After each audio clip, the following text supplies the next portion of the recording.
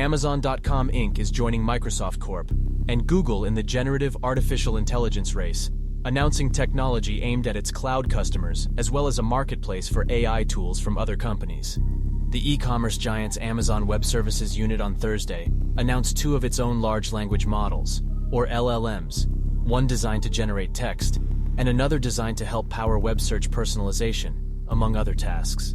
Amazon has not announced plans to release a chatbot like the ones Microsoft and Google have debuted to mixed reviews. Amazon's large language models, called Titan, were trained on vast amounts of text to summarize content, write a draft of a blog post, or engage in open-ended question and answer sessions. They'll be made available on an AWS marketplace called Bedrock, where developers can tap into models built by other companies plugging away at generative AI, including AI21 Labs, Anthropic, and Stability AI.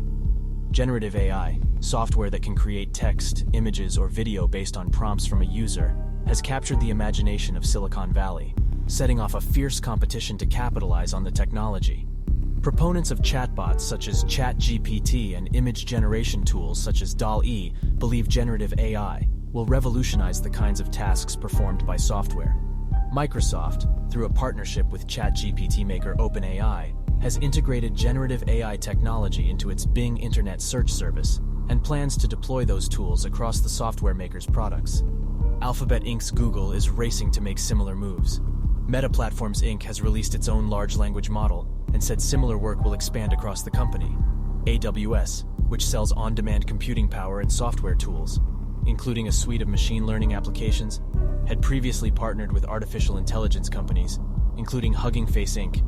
and Stability AI, which builds the image generator Stable Diffusion.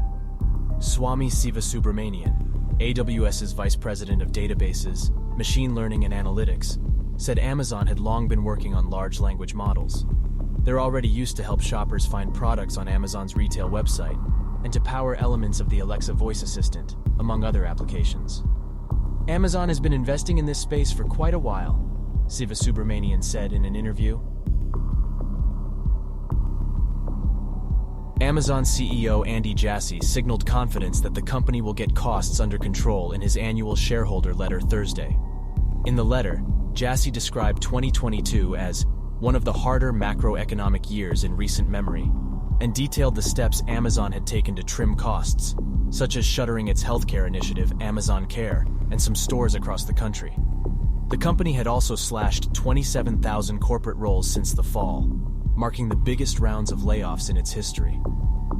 There are a number of other changes that we've made over the last several months to streamline our overall costs, and like most leadership teams, we'll continue to evaluate what we're seeing in our business and proceed adaptively, Jassy wrote. AWS also faces short-term headwinds right now, despite growing 29% year-over-year in 2022 on a $62 billion revenue base, Jassy wrote. He noted challenges for the unit stem from companies spending more cautiously in the face of challenging current macroeconomic conditions. Despite the cuts and turbulent times, Jassy said he strongly believes Amazon's best days are in front of us. The Seattle company will continue to invest in specialized chips most used for machine learning, its advertising business, as well as generative the AI tools. Let's just say that LLMs and generative AI are going to be a big deal for customers, our shareholders, and Amazon, Jassy wrote, using the abbreviated version of large language models, or AI, that can mimic human writing styles based on data they've ingested. On Thursday, Amazon also announced several new services that will allow developers to build their own AI tools on its cloud infrastructure. Information for this article was contributed by Rachel Metz of Bloomberg News and Hallelujah Hadero of the Associated Press.